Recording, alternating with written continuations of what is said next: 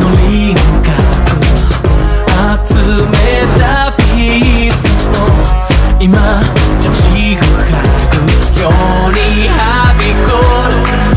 見えない不条理を照らし出す太陽この胸にたぎる熱い炎ここは分厚い氷の真ん中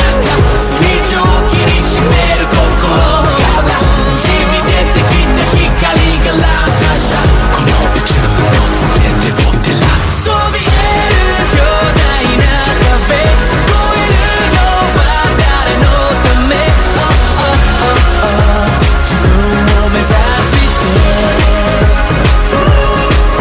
何を背負っていたってその手の中の人生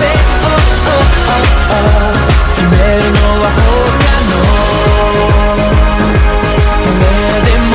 ないのさ君にしかない未来へ